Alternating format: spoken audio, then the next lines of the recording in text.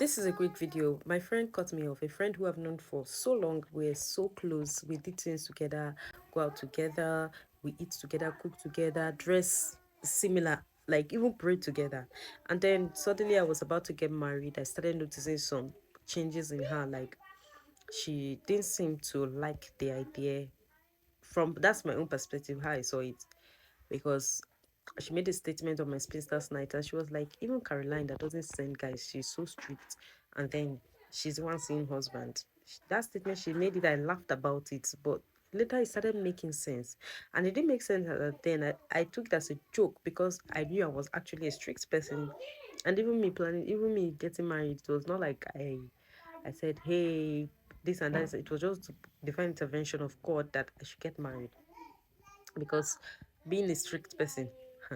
But then when she made that statement, I took it as a joke and just laughed about it. But later on, I noticed after the wedding, she stopped picking my calls.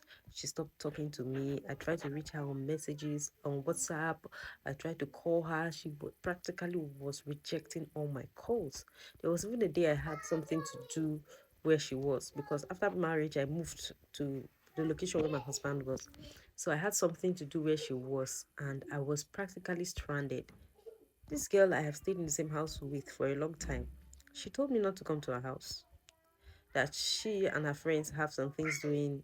I said, I just want to spend 2 days and I'm going to be going to the school where I'm doing my clearance and all that. It's just for me to sleep and wake up. She said, no, don't come to my place. And that really broke my heart. Like, we're really close. I didn't expect this. But then it happened, Sha. So fast forward to um months later, I still tried to contact her and all that, but she was practically rejecting all my calls, not picking my calls, not replying my messages, and to show red. So at some point, I was just like, okay, I've tried my best as a human being, and this is breaking my heart because we're so close, but then since it has come like this, seeing her number on my phone, I just deleted it. Mind you, not I'm not a malicious person, so I didn't put it as malice. I was hot. Sincerely, I was hot. So seeing her number on my phone, it was just like a hole. You know when there's a part in your heart that needs to be filled and it's not filled because you're broken, you're sad. That was what happened, and I had to just delete her number to avoid when I'm scrolling my contacts, see it and bam. So, do you know that even despite trying to reach her for months, she refused to reply my messages? Did you know years passed? I'm married for like 7 years now. So, years passed. This babe did not contact me, nothing, nothing. And I was just like, what? It's just so strange how she behaved because we didn't quarrel. I even sent her messages. Did I offend you? I'm so sorry if I did. Sent so many messages. She refused. Before I decided, okay, I'll give her the distance she wants. So just some days ago, a friend of mine around where we were then, the guy asked me, how far about this babe now? When last did you hear from her? I was not like, it's been so long. Oh. He said, it's so long. You guys were so close. You were like twins. What happened? And I said, nothing, nothing really. I guess we've just all been busy. Yeah, so we haven't spoken for long. And the guy was just like, he's so surprised. He said, please tell me the truth. Did you quarrel? No, I didn't quarrel. And I had to ask him, do you want her number? I could get it for you if you want her number. Just to shut that aspect so he won't probe me more. And so he said, yes, please help me with the number. I need it. I said, okay. I messaged someone that still lives around there and he sent me the number and immediately I sent it to him. And something in me just said, send her a message. So I sent her a message and I was like, babes, how far? It's been so long. How are you doing? She said, I'm fine, ma. I was so surprised. Am I the one using ma for? So she said, I'm fine, ma. And I said, okay, how is everything? Are you still in Abuja or you are still at where we were? And she said, I'm in Abuja now. I said, okay, fine. Okay. I said, I tried reaching you severally. You were not replying my calls. You see my phone calls will ring, you would not reply. I have sent a lot of messages, it will show blue tick on WhatsApp. You read it and you refuse to reply. I hope all is well. So I just gave you the distance I guess you needed. So I won't bother you. She said, I'm so sorry about that. And I said, okay. And I just ended the chat and continued with what I was doing because obviously everyone is busy now. So she messaged me that my number is going through now. You can call me anytime you want. And I replied, okay. Now the point I'm trying to get is when people cut you off, it might be very hurtful, but do not add malice. You can give them the distance they need, but do not add malice into it because that thing called malice is very, very bad. Malice blocks you from your blessing. Honestly, malice blocks you from your blessing. It's not about blaming. I was telling someone, take away malice from your life. And she was like, I'm not like you. You'll be blaming you. It is your type that blames yourself for people's mistake. People make mistake and you blame yourself.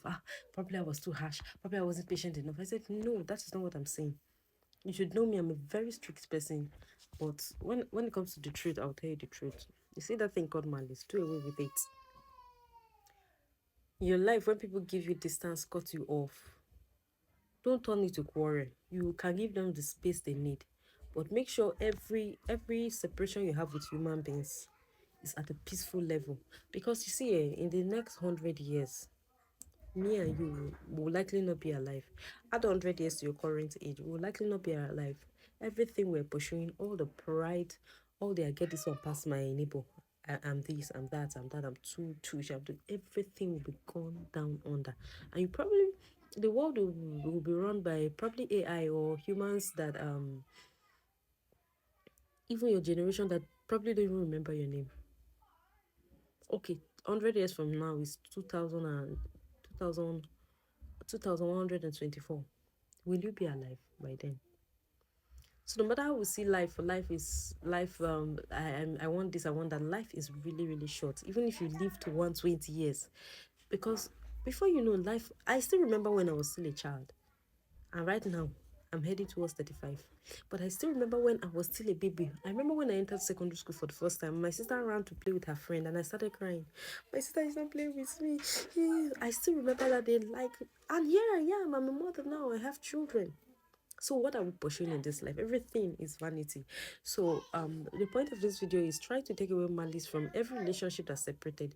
And I'm not asking you to blame yourself for people's mistake. When people give you the distance, they feel they need distance from you.